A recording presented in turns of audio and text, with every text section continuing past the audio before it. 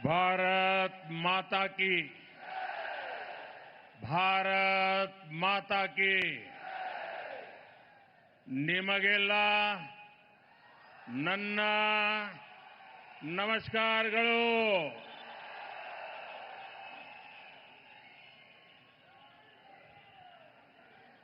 मैं कर्नाटका में बहुत बार आया हूं और कभी-कभी समय अभाव से एयरपोर्ट पर ही इस प्रकार से छोटा कार्यक्रम करके आगे निकल जाता था। एयरपोर्ट पर भी कई बार कार्यक्रम किए हैं, लेकिन इतना बड़ा कार्यक्रम एयरपोर्ट पर ये पहली बार हुआ है। और मैं देख रहा हूं आज बेंगलुरु की धरती से केसरिया सूरज उगा है।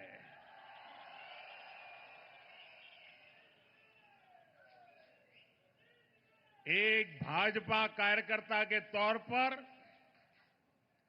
मैं जानता हूं कि भाजपा का कार्यकर्ता ही इतनी सुबह संगठित होकर किसी कार्यक्रम में पहुंच सकता है। आप यहां इतनी बड़ी संख्या में आए हैं, मैं आपका बहुत बहुत आभारी हूं। और मैं देख रहा हूं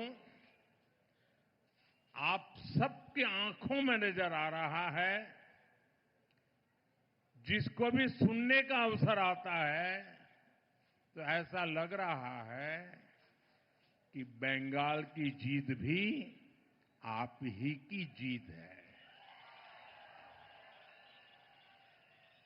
साथियों, आज 10 मई की ऐतिहासिक तारीख है। 1857 में 1857 में आज के ही दिन स्वतंत्रता संग्राम की पहली चिंगारी फूटी थी। समय के साथ ये चिंगारी एक बड़ी ज्वाला में बदल गई, जिसने गुलामी की बेड़ियों को जलाकर भस्म कर दिया। शौर्य और सामर्थ्य की ये विरासत, ये हमारी बहुत बड़ी ताकत है। इसी प्रेरणा से हमने 3 दिन पहले ऑपरेशन सिंदूर की पहली वर्षगांठ मनाई है।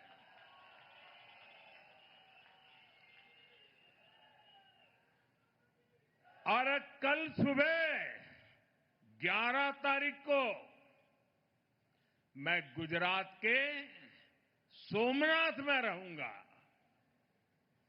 वहां सोमनाथ मंदिर के पुनर्निर्माण के 75 वर्षों का उत्सव मनाया जाएगा। आत्मनिर्भर भारत के लिए, विकसित भारत के लिए ऐसे ऐतिहासिक अवसर हमें नई ऊर्जा से भरते हैं। मैं आज आपके बीच बेंगलुरु की इस धरती से माता अन्नम्मा, उन्हें श्रद्धापूर्वक नमन करता हूं। मैं नाड़ प्रभु केम्पे गौड़ा जी को भी प्रणाम करता हूं। साथियों, आज मैं ऐसे समय में बेंगलुरु आया हूं जब देश में चुनाव परिणामों पर चर्चा चल रही है, पुडुचेरी में लगातार दूसरी बार एनडीए की सरकार बनना, असम में लगातार तीसरी बार एनडीए की सरकार बनना,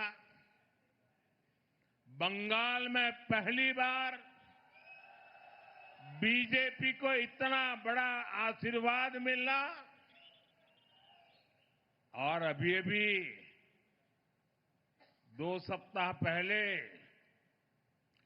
गुजरात के पंचायत और निकाय चुनावों में इतना भारी विजय हुआ कि गुजरात बीजेपी ने पुराने सारे रिकॉर्ड तोड़ दिए। साथियों, ये सब नया इतिहास रचने वाली घटनाएं हैं। साथियों, ये चुनाव परिणाम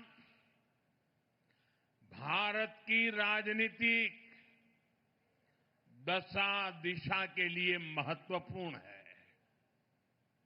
ये भारत के नौजवानों, महिलाओं, किसानों, गरीबों और मिडिल क्लास हर वर्ग का मूड दर्शाता है। इन परिणामों का एक बहुत बड़ा मैसेज ये भी है कि अस्थिरता में घिरी इस दुनिया में भारत की जनता स्थिरता का मंत्र दे रही है। भारत की जनता कह रही है कि हमें स्पीड चाहिए, हमें स्कैम नहीं, सॉल्यूशंस चाहिए, हमें राष्ट्र नीति वाली राजनीति चाहिए। साथियों, आज पूरा का पूरा देश भाजपा की राष्ट्र नीति के साथ कदम से कदम मिलाकर चल रहा है और कर्नाटका तो हमेशा से ही बीजेपी के लिए ऊर्जा का केंद्र रहा है। जब बीजेपी उतनी बड़ी पार्टी नहीं थी, तब भी कर्नाटका ने बीजेपी को एक बड़ी शक्ति बनाया था।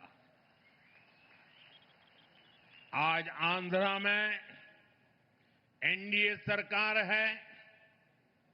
अगर लोकसभा सदस्यों के हिसाब से देखें तो कर्नाटका में बीजेपी नंबर 1 है, तेलंगाना में बीजेपी नंबर 2 है, पुडुचेरी में बीजेपी एनडीए की लगातार दूसरी बार सरकार बन रही है।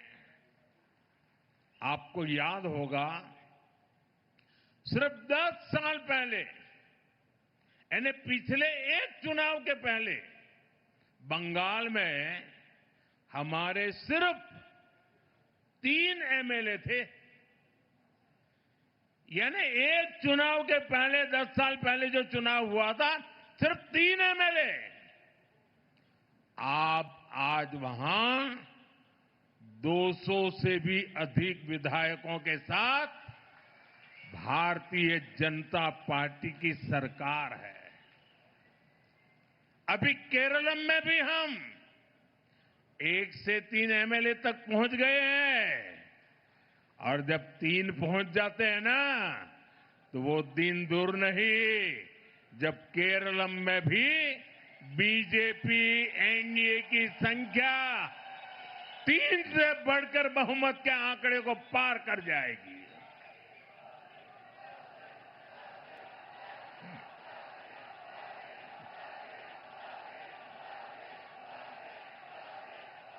साथियों, हम 12 साल से केंद्र में हैं। देश के 21 से ज्यादा प्रदेशों में बीजेपी एनडीए की सरकारें हैं और हम राज्य के विकास से देश के विकास का मंत्र लेकर काम कर रहे हैं। लेकिन दूसरी तरफ आप कांग्रेस को देखिए, जिस पार्टी को 40 साल पहले 400 से अधिक सीटें मिली थी, वो पिछले 3 इलेक्शन में सब कुछ मिलाकर भी 100 का आंकड़ा छू नहीं पा रहे हैं। लेकिन कांग्रेस और उसके साथियों का अहंकार इतना अधिक है कि अपनी पराजय के लिए भी वो पूरी दुनिया को दोष दे रहे हैं।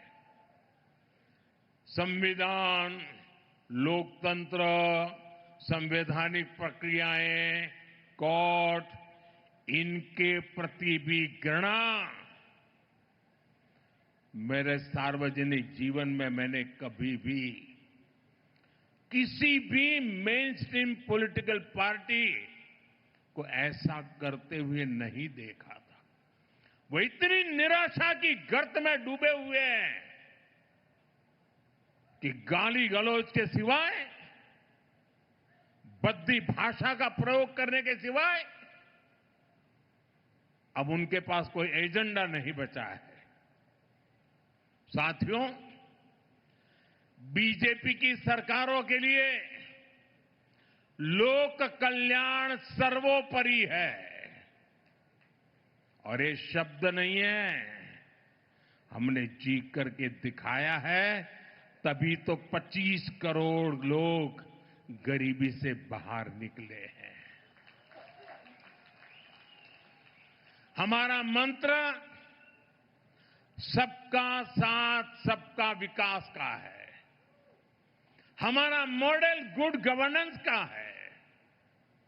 इसलिए हर राज्य में जनता बीजेपी को दूसरी बार, तीसरी बार फिर से सेवा करने का अवसर देती है। लेकिन कांग्रेस की कोई भी राज्य सरकार दूसरी बार सत्ता में वापस नहीं लौटी है। सरकार बनने के कुछ ही महीनों में कांग्रेस के प्रति एंटी इनकम्बेंसी शुरू हो जाती है।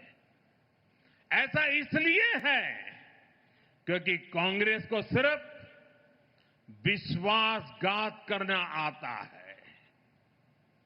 ये खुद भी झूठे हैं और उनकी गारंटियां भी झूठी है। कांग्रेस की सत्ता की किताब में गवर्नेंस का चैप्टर तो है ही नहीं है। यहां कर्नाटका में भी पिछले 3 साल से हम यही देख रहे हैं। जनता की समस्याएं सुलझाने के बजाय यहां की सरकार का ज्यादातर समय आपस के झगड़े सुलझाने में लग रहा है। ये तय नहीं हो पाता है कि ये मुख्यमंत्री कितने दिन रहेंगे। ये तय नहीं हो पाता कि दूसरे को मौका मिलेगा कि नहीं मिलेगा, लटकाए रखा है। इतना ही नहीं, ये मैं देख रहा हूं इनकी इकोसिस्टम, तमिलनाडु में प्रक्रिया चल रही थी और इनकी इकोसिस्टम दिल्ली में बैठे बैठे देश को गुमराह करते थे कि देखो 4 तारीख को नतीजे आ गए, 5 हो गई, 6 हो गई, 7 हो गई, 8 हो गई, तमिलनाडु में सरकार नहीं बन रही है। अरे भाई, केरल में तो पूर्ण बहुमत है, वहां तो बना लो। ये इकोसिस्टम केरल के लिए चुप है, नेता नहीं तर्क पा रहे। 2.5 साल की फॉर्मूला करे कि एक एक साल के 5 मुख्यमंत्री की फॉर्मूला करे, अभी तक उनको नतीजा हाथ नहीं लग रहा है। और अपने पार्टी के नेताओं को भी वादे करना और फिर पीठ में छुरा भोंकना। छत्तीसगढ़ में वही किया, राजस्थान में वही किया, कर्नाटका में अभी भी वो खेल चल रहा है। अब केरला की बारी है। साथियों, हिमाचल में तो कांग्रेस सरकार के हालत सुनकर के आप हैरान हो जाओगे। ये इनकी इकोसिस्टम है, मीडिया वाले बाहर बात आने नहीं देते। हिमाचल की हालत ये है, वे सरकारी कर्मचारियों को उनकी सैलरी तक नहीं दे पा रहे हैं। इधर तेलंगाना में क्या हाल है? किसानों को आत्महत्या के लिए मजबूर होना पड़ रहा है। यानी कांग्रेस जहां पर भी है, वहां या तो शाही दरबार की खातिरदारी में खजाने की लूट हो रही है, या लूटे हुए पैसों के लिए झगड़ा हो रहा है।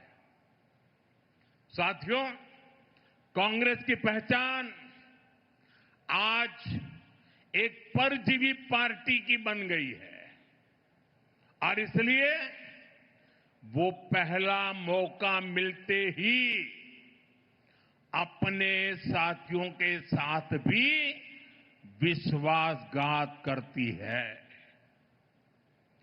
और इसलिए ही कहा जाता है कि कोई ऐसा सगा नहीं जिसे कांग्रेस ने ठगा नहीं।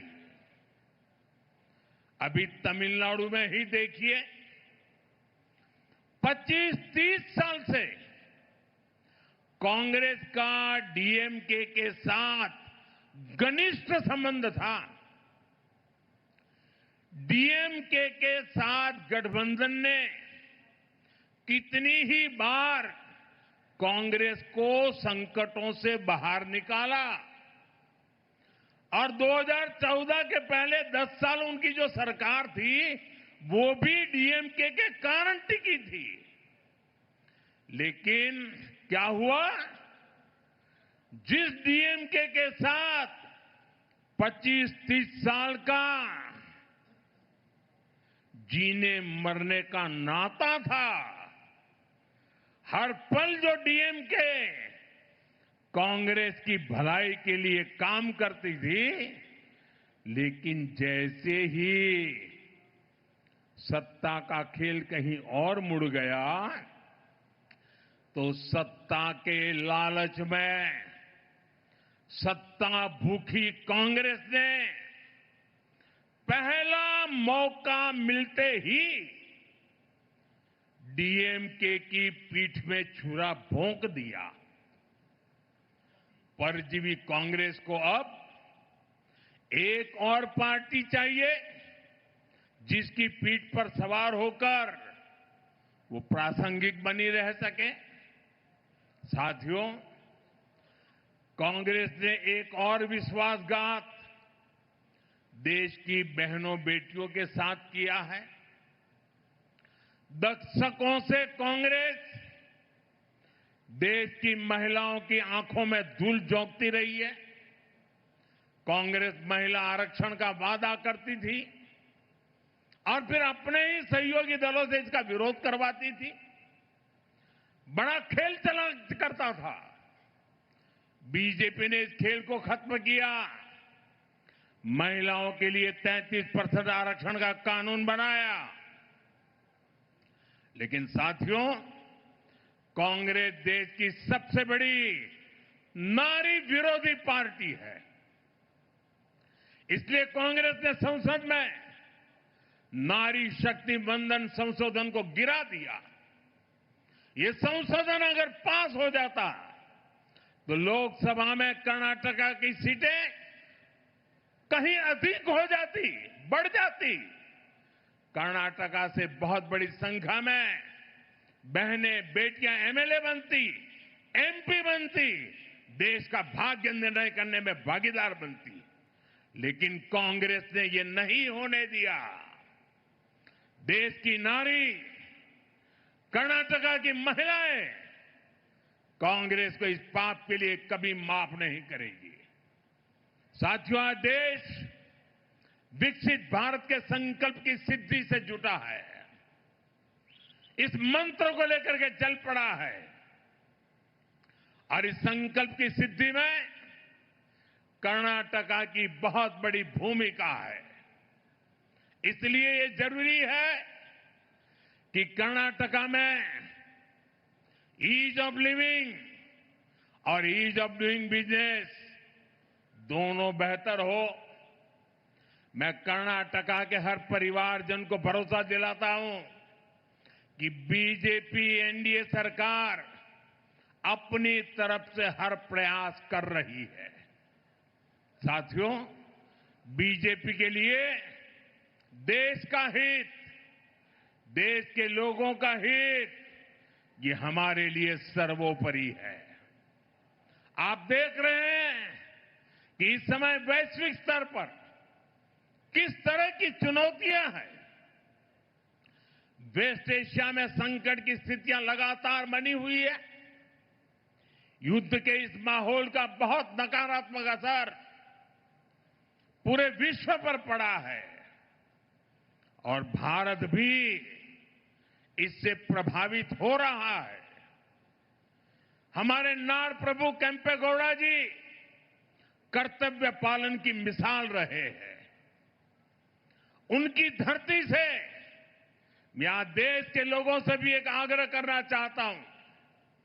देश के बढ़ते हुए सामर्थ्य में हमें अपना संयम भी बढ़ाना होगा। हमें मिलकर संसाधनों को बचाना होगा। देश के हितों की रक्षा करनी होगी। जिस तरह कोरोना काल में हमने संकटों का मिलकर सामना किया था, वैसे ही देशभक्ति की भावना से हमें फिर एक बार भारत को इन वैश्विक संकटों से निकालने के लिए एक साथ खड़ा होना ही होगा। अपने अपने कर्तव्यों पर बल देना होगा। मुझे विश्वास है ऐसा करके हम हर चुनौती का सामना कर पाएंगे। एक बार फिर यहां इतनी बड़ी संख्या में आने के लिए और सुबह सुबह आने के लिए और ये केसरिया सूरज उगाने के लिए मैं आपका बहुत बहुत आभारी हूं। यहां कुछ बच्चे बढ़िया बढ़िया चित्र बना के ले आए हैं। जरा हमारे एसपी जी के लोग ये चित्र ले लें इन बच्चों से। अगर आपका एड्रेस लिखा होगा तो मैं चिट्ठी लिखूंगा आपको। बहुत बहुत धन्यवाद बेटा। देखिए इधर भी कोई चित्र लेकर के भाग रहा है, ले लो भाई।